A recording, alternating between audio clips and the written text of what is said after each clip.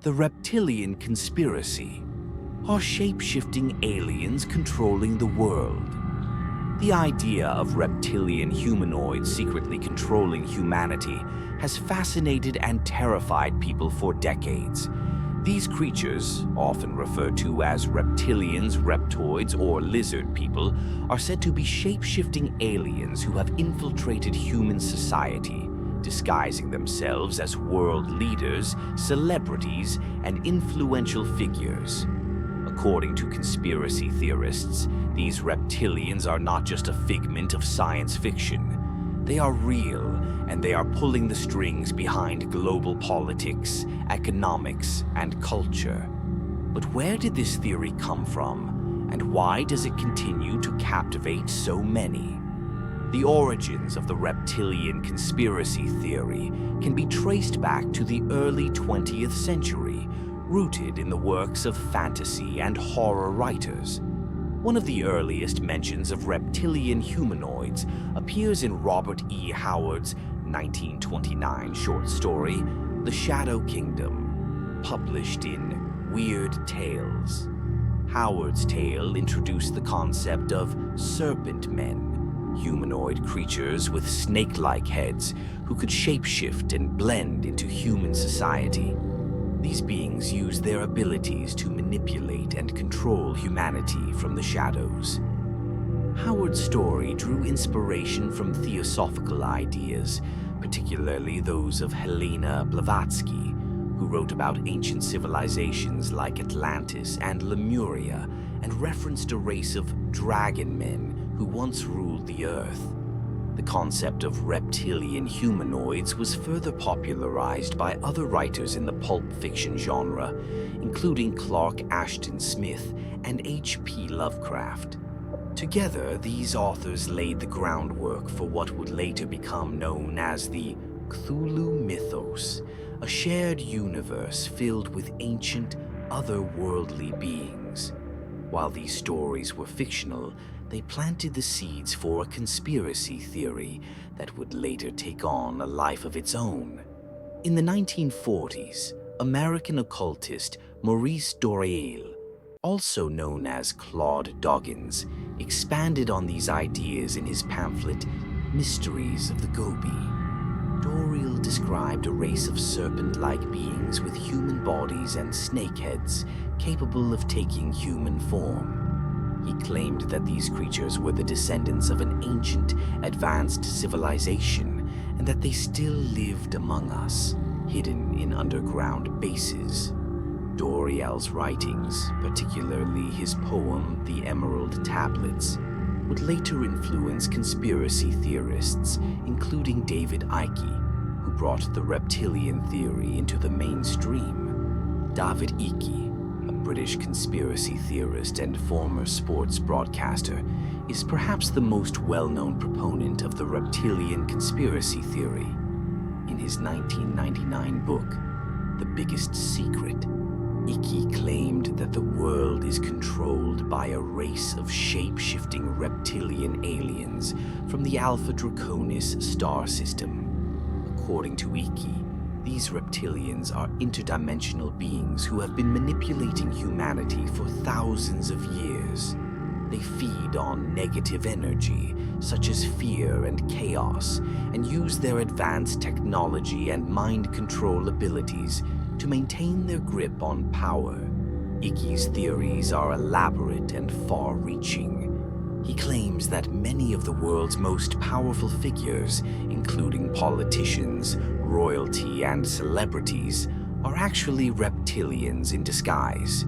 He points to the British royal family, the Rothschilds, and the Bush family as examples of reptilian bloodlines.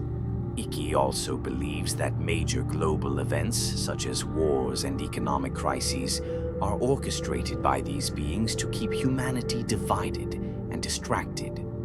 While Icke's ideas have been widely dismissed by scientists and skeptics, they have gained a significant following. Icke has lectured to crowds of thousands in dozens of countries, and his books have sold millions of copies worldwide. A 2013 poll by Public Policy Polling found that 4% of registered voters in the United States believed in the existence of reptilian aliens controlling the world. The reptilian conspiracy theory has also made its way into popular culture and politics. In 2003, during a provincial election campaign in Ontario, Canada, a news release from the Ernie Eves campaign referred to opponent Dalton McGuinty as an evil reptilian kitten-eater from another planet. While the statement was intended as a joke, it highlighted the pervasive influence of the reptilian theory in modern discourse. In 2008, during a closely contested U.S. Senate election in Minnesota, a ballot was discovered with the words "lizard people" written in the space for write-in candidates.